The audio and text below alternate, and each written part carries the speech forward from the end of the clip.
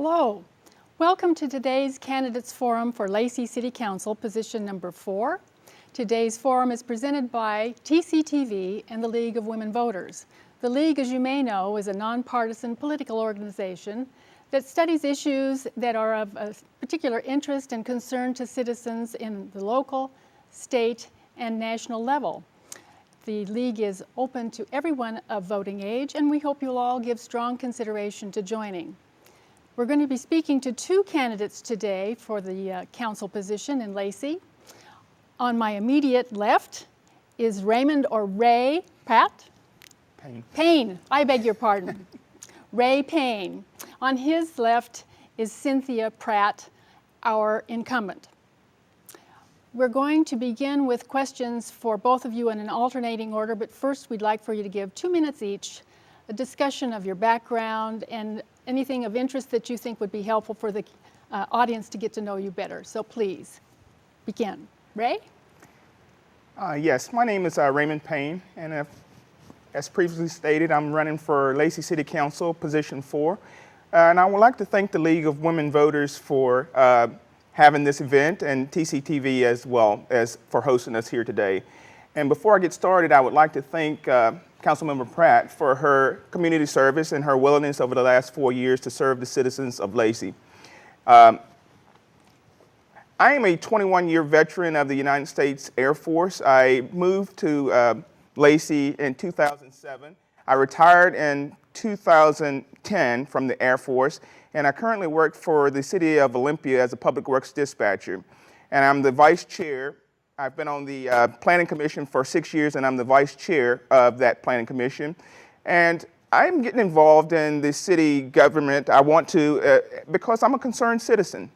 I'm concerned that there's not enough focus on private sector job creation in Lacey. I'm concerned that the role of government is not properly defined, where it focuses on infrastructure and public safety, and anything else is subjected to a philosophical debate. And I'm also concerned that we need to bring common sense to our environmental planning and policy making. And that's why I'm getting involved, and I hope that the citizens of Lacey will give me consideration this election cycle. Ms. Pratt. Hi. I have 3 things that I would like to accomplish this time, and primarily because I'm just passionate about our community. And I have been in the community for, Lacey community, for 40 years. My kids went through the school system there.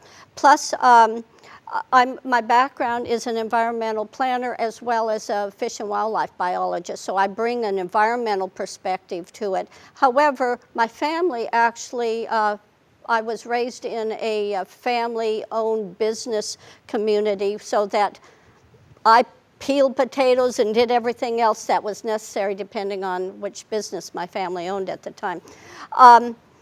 One of the things that I really want to accomplish this time is to make sure the Woodland Business District becomes a reality, a destination point, so that we stimulate business as well as reduce our transportation congestion.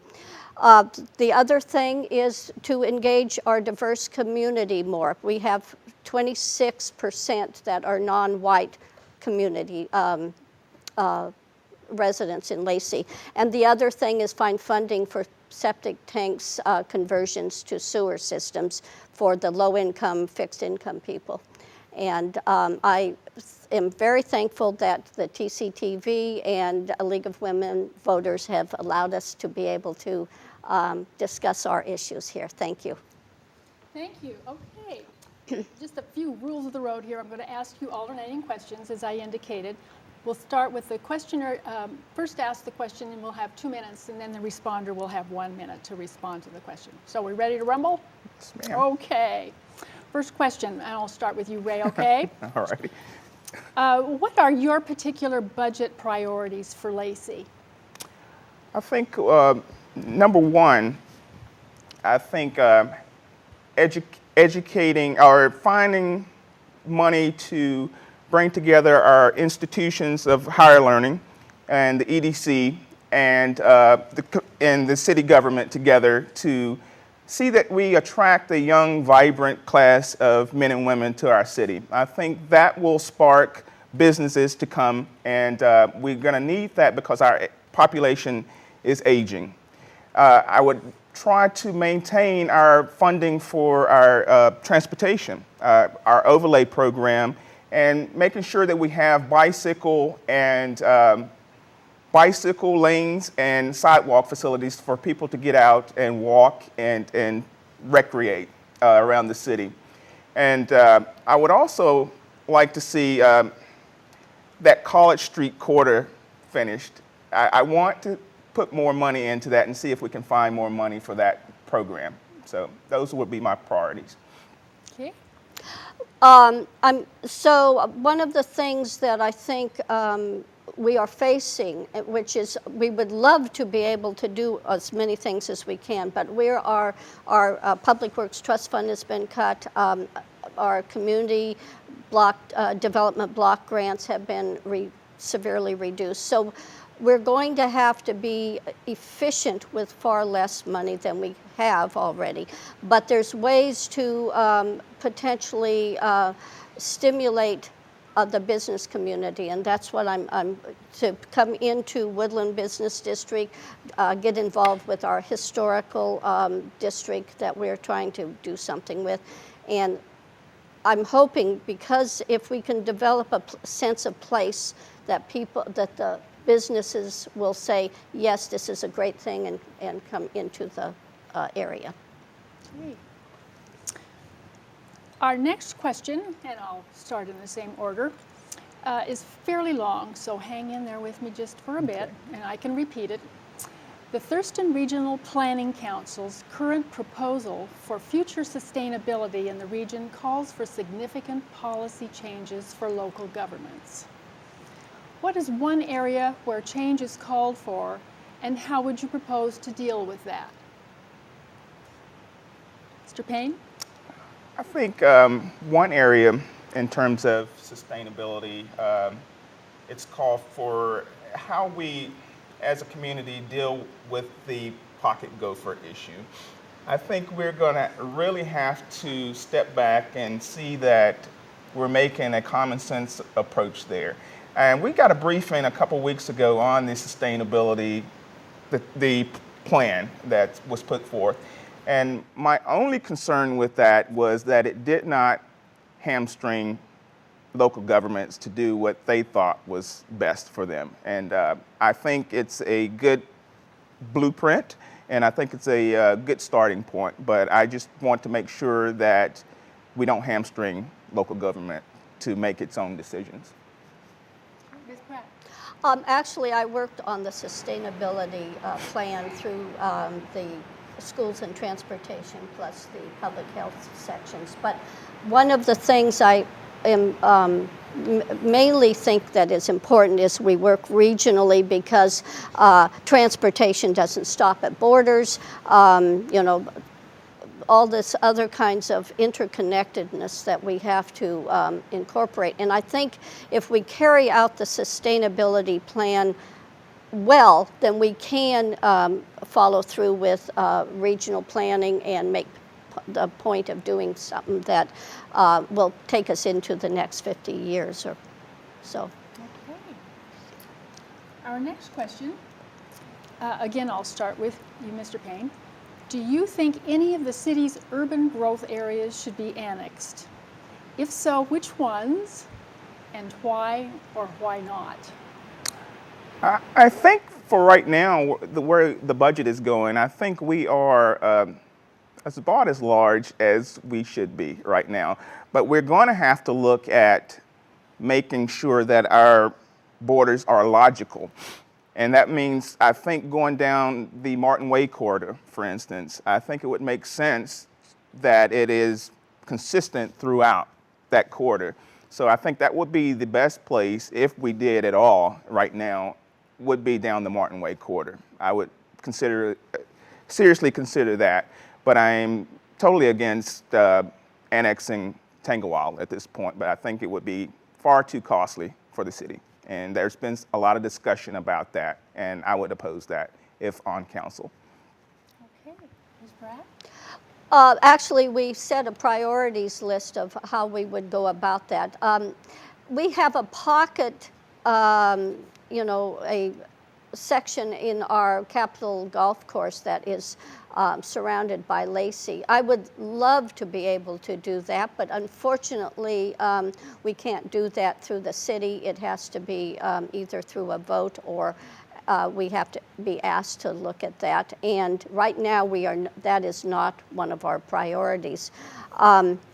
The other thing is I don't think we have the funding to do that right now. As Raymond said, it would be difficult. Would love to do Tanglewood and Thompson Place, but there is no money to do that because there is a huge amount of issues with that section. So right now, unless we get petitioned, we're not going to take it up. So, Ms. Pratt, we'll start with you this time, all right? Give you a break. What role, if any, should Lacey play in resolving the problems of homelessness? I think we should take a definite role. Our problem is our population of homelessness is not as visible as downtown Olympia's. We do have homelessness, don't make any doubt about that. They tend to move down in the daytime to Olympia because there's facilities for food services and stuff. I think we need to come up with more rapid housing, which could include areas in Lacey where we can work with sidewalk to do things for rapid housing. And I think that is the best solution, because if you can get somebody stabilized in a, more so than just a shelter, but into a house where they can at least stabilize what they're doing, they can look for work and this type of thing. So, do you think there is funding available for that potentially? I think through other community efforts, through other organizations. I don't know about, we contribute a huge amount of our funds, not a huge amount, but funds to services. And so, yes, because we're already doing some of that. Payne? Certainly we have a role to play. I think some of the last known addresses to some of the homeless folks is Lacey. And like Councilmember Pratt said, we do have homelessness here, and it's a lot of it is hidden. We were talking at the Planning Commission level that there were some kids that are getting picked up on the bus in the woods. And that just can't happen in a community the size of Lacey. And so we do have a role to play. I would prefer us getting together regionally and maybe have some type of supportive housing. I would support looking into something like that, but I don't know the way it's going now. I don't know that we have the money for that, but we need to find it. We need to get kids out of the woods going to school. We just can't have that here. Ms. Pratt, again, this question is for you. How specifically would Lacey benefit by having you return to the City Council? Well, for one, I am a woman, so I bring a different perspective there. And two, my background, I'm one of the few on the council, if the only one, that really has an environmental background. That doesn't mean that I don't listen to the others, that they fill the gaps that help me make a decision. I happen to be on a number of fairly substantial committees, one of which is the National League of Cities subcommittee, the Energy, Environment, and Natural Resources Committee, which is working to work on climate change. And I also am on the Small Cities Committee, and so you don't think of Lacey being a small city, but on the national level it is. And that helps come up with ways to deal with issues at funding and other types of issues such as transportation, but we do work very closely with the subcommittee on transportation as well. And I'm passionate about the community. I know the community, and I feel that I am a very good listener. I do my research. I work really hard at understanding the issues and weighing all the issues. Plus, I take information from other people, both on the council as well as constituents, before I make my decision so that I can be as balanced as possible. Hey, Mr. Payne. Why would I? Well, let's be honest with the voters. I'll be upfront with them. I don't bring the perspective of a woman to the table. So she's got me there. But what I do bring to the table is my 21 years of military experience, my 6 years of planning commission experience, my 3 years of municipal government experience. I bring together, I'm able to bring people together to get things done. And there's never been a person that I couldn't work with that wanted to work together and collaborate.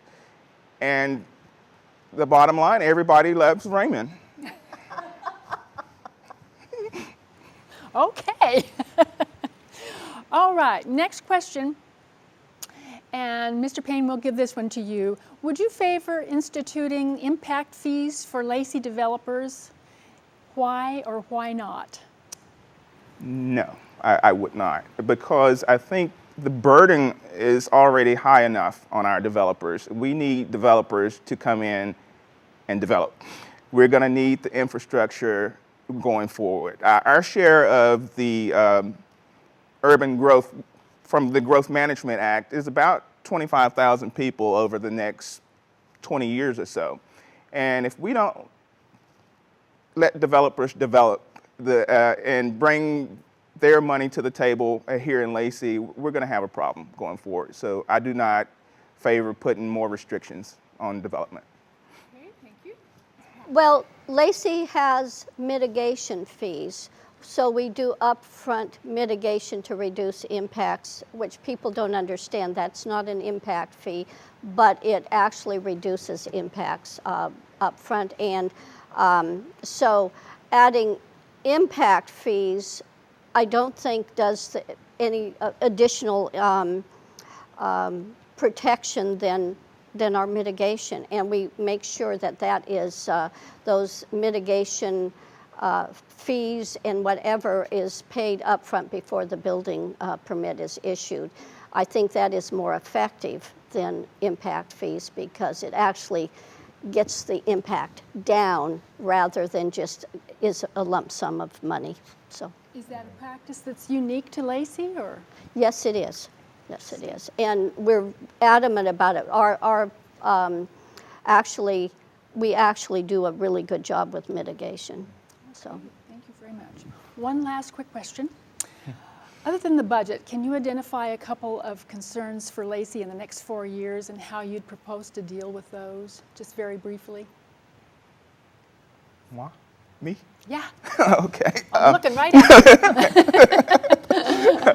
Okay, I think one of the issues I think our city council does not do right now that I think they should do is take at least one of their meetings in a quarter and talk about big issues. Do more of the strategic planning and strategic thinking.